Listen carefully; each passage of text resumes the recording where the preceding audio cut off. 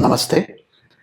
जैसे हम लोगों ने पहले भी बात की थी, मैंने अपने पिछले वीडियो में भी बताया था जब मैंने पूर्णिमा की कुंडली डिस्कस की थी 3 जनवरी की, कि हम लोग मकर संक्रांति का चार्ट लेके आगे के जो इवेंट्स हैं उनके बारे में बातचीत करेंगे, डिस्कशन करेंगे।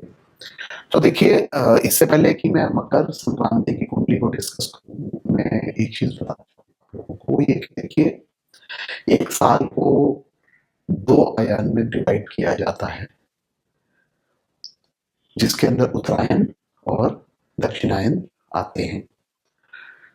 इस वजह से जो मकर संक्रांति है, इस दिन से उत्तरायण शुरू होता है। तो ये जो कुंडली है, ये बाकी संक्रांतियों की कुंडलियों से ज़्यादा इम्पोर्टेंट बन जाती है, बिकॉज़ इस कुंडली की जो वैलिडिटी है वो 6 महीने रहती है।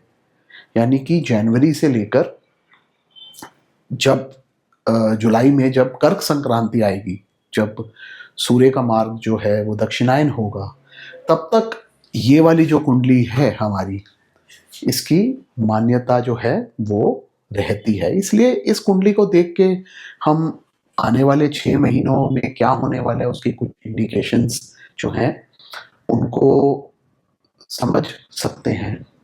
देखिए, वैसे तो चैत्र शुक्ल प्रतिपद जो है वो 19 मार्च को आएगा, और डिटेल में उस चार्ट को भी डिस्कस करेंगे कि आने वाला जो हिंदू नव वर्ष है वो किस प्रकार जाने वाला है। लेकिन हम आज ये मकर संक्रांति की कुंडली लेके कुछ इंडिकेशंस जो हैं उनको तो ज़रूर देख सकते हैं। तो आइए इसके बारे में बात करते हैं। तो देखिए, अगर आप ये कुंडली देखते हैं तो ये वृषभ लग्न की कुंडली बन रही है मकर संक्रांति की, और जो लग्नेश हैं वो नवम स्थान में चतुर्थ भाव के स्वामी यानी सूर्य के साथ नवम स्थान में आके बैठे हुए हैं।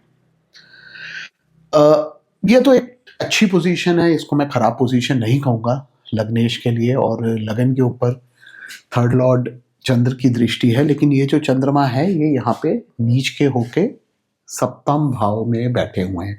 अब देखिए, तीसरा स्थान जो है वो हमारे इमीडिएट नेबर्स को रिप्रेजेंट करता है, कम्युनिकेशन को रिप्रेजेंट करता है, यातायात को रिप्रेजेंट करता है, रेलवेज, एयरप्लेन, इन सारी चीज़ों को रिप्रेजेंट करता है। और उसका 7th हाउस में बैठना, यानी जो 7th हाउस है वो हमारी वॉर्स को, हमारे जो एनिमीज हैं उनको रिप्रेजेंट करता है। तो दैट मीन्स कुछ ना कुछ गलत कम्युनिकेशन जो है वो एनिमीज जो हैं हमारे, वो क्रिएट करने की कोशिश करेंगे। हमारे जो पड़ोसी मुल्क हैं, वो हो सकता है कि कुछ गलत प्रोपेगेंडा कम्युनिकेशन, न्यूज़ के थ्रू कुछ गलत चीज़ें फैलाने की कोशिश जो है वो करते रहेंगे और कर भी रहे हैं।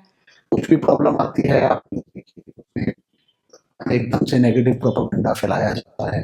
तो वो चीज़ जो है वो यहाँ पे अगले महीने जारी रहने वाली है।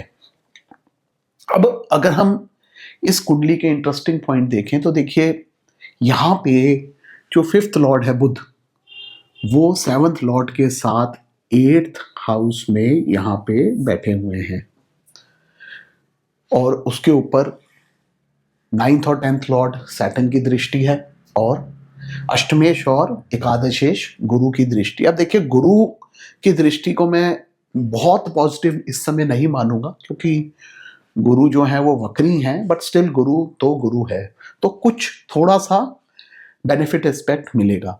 अब जो ये मंगल है जो हमारे यहाँ पे सप्तमेश और 12th लॉर्ड है, ये यहाँ से बैठ के सैटर्न को भी एस्पेक्ट दे रहे हैं। यानी अगेन, जो हम लोगों ने पहले भी बात की थी कि सैटर्न का 4th और 10th कनेक्शन जो है, जब जिसमें मंगल शनि को देखते हैं, शनि मंगल को देखते हैं, वो इस कुंडली में आपको बना हुआ दिख रहा है, विच इज नॉट गुड।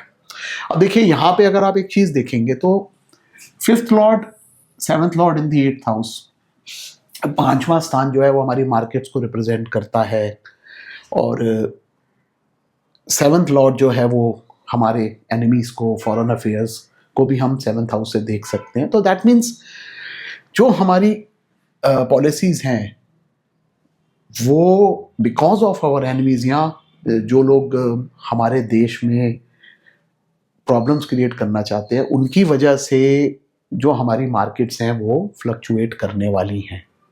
क्योंकि आप ये चीज़ देखिए, यहाँ पे बहुत क्लियर है, policy markets plus foreign affairs run through crisis channels, because fifth और सेवंथ का अष्टम स्थान में कनेक्शन बन रहा है और उसके ऊपर शनि की भी दृष्टि है। So it is not good. हमारी मार्केट्स जो हैं वो क्राइसिस में जा सकती हैं बिकॉज ऑफ फॉरेन इन्फ्लुएंस। ये बड़ी क्लियर इंडिकेशन, और हम इनफैक्ट इस समय देख भी रहे हैं, जैसे यूएसए जो है वो हमारे ऊपर 500% टैरिफ्स लगाने की कोशिश कर रहा है, और जो हमारे एनिमीज़ है, पाकिस्तान हो गया और अब तो बांग्लादेश भी आ गया, खड़ा हो गया है, ये भी प्रॉब्लम्स क्रिएट करने की कोशिश कर रहे हैं, प्रेशर बनाने के लिए इंडिया के ऊपर। और इनफैक्ट एक न्यूज़ और आई थी कि चाइना जो है वो अपने पोस्ट्स बांग्लादेश में बनाने की प्लानिंग कर रहा है ताकि इंडिया के ऊपर और प्रेशर डाल पाए और इंडिया के जो बे ऑफ बंगाल है वहाँ से वो कंट्रोल करने की कोशिश करेगा। So all these things are building up. और अगर हम ये कुंडली देखते हैं तो यहाँ पे इस प्रकार की चीज़ें जो हैं आपको दिख रही हैं। अब देखिए, सैटर्न जो है वो 9th और 10th लॉर्ड है और अष्टम स्थान को दृष्टि दे रहा है, जहाँ पे 7th लॉर्ड और 5th लॉर्ड बुध जो बैठे हुए हैं। सेकंड हाउस जो के भी ओनर हैं बुध, तो फाइनेंसिस कंट्री के, उनको भी वो रिप्रेजेंट करते हैं। तो यहाँ पे बड़ी क्लियर सी इंडिकेशन है कि जो स्टेट है, जो गवर्नमेंट है, उसको बहुत स्ट्रॉन्ग मेजर्स लेने पड़ेंगे कंट्री में प्रॉब्लम्स को कंट्रोल करने में। बड़ी क्लियर सी यहाँ पे इंडिकेशन है, the state has to respond through law and institutions. तो हो सकता है गवर्नमेंट कुछ ऐसी पॉलिसीज लेके आए जिसकी वजह से नॉर्मल पब्लिक को परेशानी हो, but you know they have to control problems. तो उस वजह से they will bring in some strong laws and कुछ इंस्टीट्यूशंस के थ्रू भी वो प्रॉब्लम्स को, जो हमारी मार्केट्स हैं, फाइनेंसेस हैं, बजट है देश का, उसको कंट्रोल करने की कोशिश करेंगे। देखिए, 1 फरवरी को बजट भी आने वाला है हमारा, एंड तो इस कुंडली के हिसाब से देयर आर चांसेस कि कुछ मेजर चेंजेस जो है गवर्नमेंट लाने की कोशिश करेगी, and they will bring in some strict measures. यहाँ पे बड़ी क्लियर सी ये इंडिकेशन हमारे को दिखती है।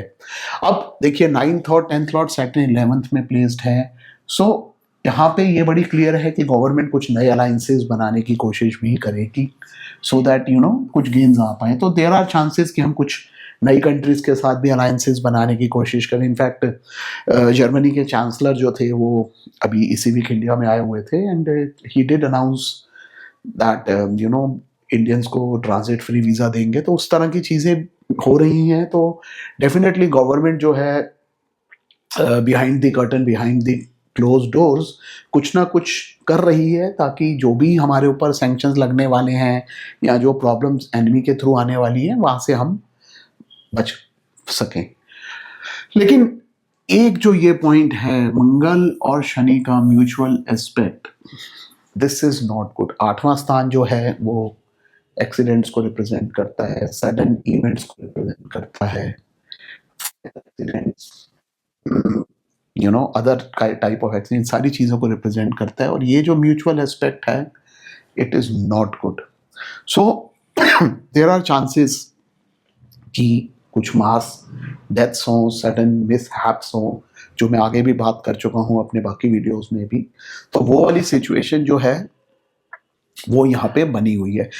जैसे मैंने शुरू में भी बोला था कि गुरु की दृष्टि है इस क्लस्टर के ऊपर 8वें स्थान पे, तो कुछ प्रोटेक्शन तो यहाँ पे मिलती है। बट अगेन इश्यूज आएंगे तो ज़रूर, डेफिनेटली ये चीज़ क्लियर है कि गवर्नमेंट उसको कंट्रोल कर पाएगी, कंटेन कर लेगी जो भी प्रॉब्लम्स आएंगे because of aspect of this Jupiter here. But problems are bound to come up. एक और चीज़ है, देखिए,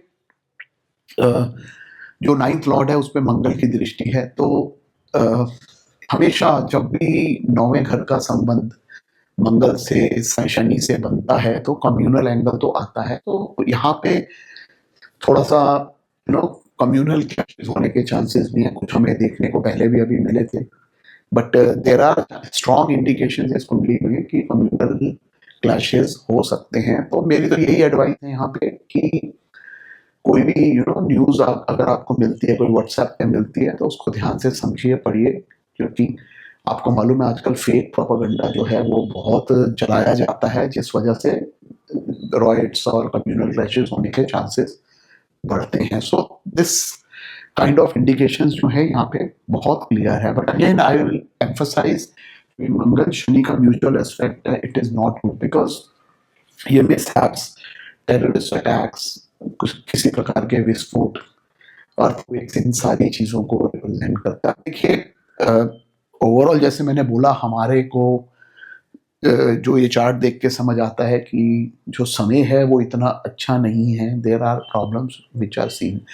अब मैं एक कुंडली और डिस्कस करना चाहूंगा जो मैंने अपने 3 जनवरी के वीडियो में भी बोला था, जब हमने पूर्णिमा का चार्ट डिस्कस किया था, कि मैं अमावस की जो कुंडली है, जो मौनी अमावस्या आ रही है 19 तारीख को, उसकी कुंडली भी डिस्कस करूंगा because it is not good. तो अगर आप ये कुंडली देखते हैं यहाँ पे, तो यहाँ पे 5 ग्रहों का जमघट क्लस्टर चौथे घर में रहा है।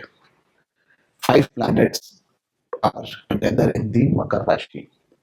अब देखिए वैसे भी इतने सारे ग्रहों का चुनाव जो है वो इतना अच्छा नहीं होता, और अगर आप देखें तो ये चतुर्थ घर में बन रहा है, फोर्थ हाउस जो लैंड को रिप्रेजेंट करता है, एग्रीकल्चर को रिप्रेजेंट करता है, भूमि बेसिकली को रिप्रेजेंट कर रहा है, और यहाँ पे वो जो घर है वो एफ्लिक्ट हो रहा है। सो देयर आर चांसेस कि भूमि रिलेटेड कुछ प्रॉब्लम्स आए, और इनफैक्ट अगर 5 ग्रह यानी सॉरी फोर्थ हाउस में इकट्ठे होते हैं तो it can indicate an earthquake also, और अ माइनिंग एक्सीडेंट की जमीन में कुछ खोदते हुए कोई एक्सीडेंट हो जाए, या भूमि में कंपन आए, अर्थक्वेक जैसी चीजें हों, तो उस तरह की इंडिकेशंस भी हमारे को 19 जनवरी की कुंडली में दिख रही है। सो 19 जनवरी से जो नेक्स्ट पक्ष है, जो 14 दिन का समय है, वो थोड़ा सा क्रूशियल है, हमारे को थोड़ा सा उस पर ध्यान देना पड़ेगा।